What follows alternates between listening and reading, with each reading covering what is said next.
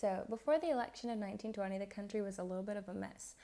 Woodrow Wilson, he had a very hard time trying to keep everyone together because so many people thought different things about the League of Nations and the Treaty of Versailles, how the war ended in general.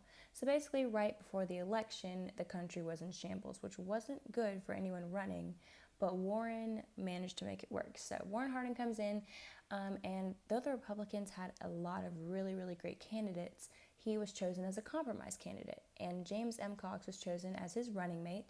So Harding ran a front porch style campaign, and basically what that is he just stood from the porch of his house in Marion, Ohio, talked about his principles and what he planned to do as president, and people would come and listen to him speak.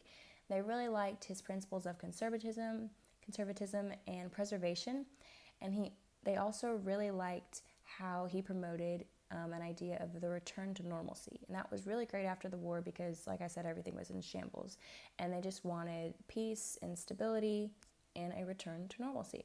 So he won by a landslide, and he became the 29th president of the United States, and he served from 1921 until 1923. Warren made sure to stick to his campaign promise and followed a Republican agenda.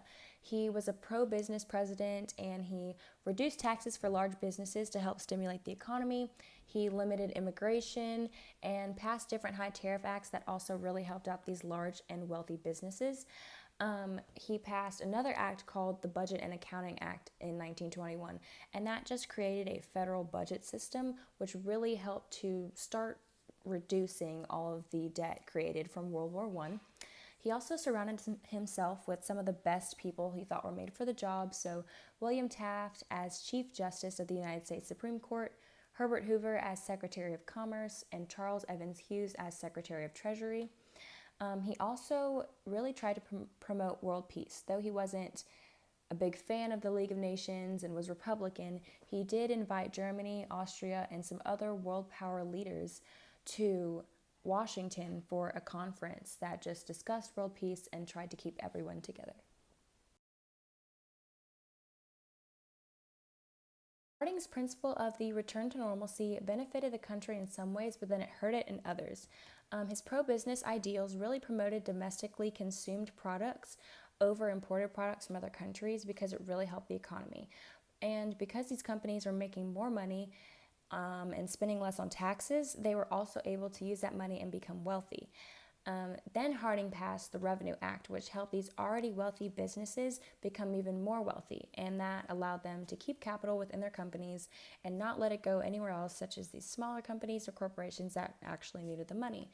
But this is also when really greedy business owners started to monopolize entire industries, and that led to the formation of labor unions, and many, many strikes happened due to workers being underpaid and not feeling like they were being treated correctly.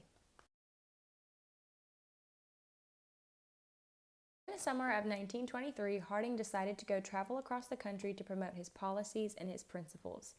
At the age of 57, Harding became very sick and died of a heart attack in San Francisco on August 2nd. Most people honored him by lining up along railroad tracks as his body was being transported across the country.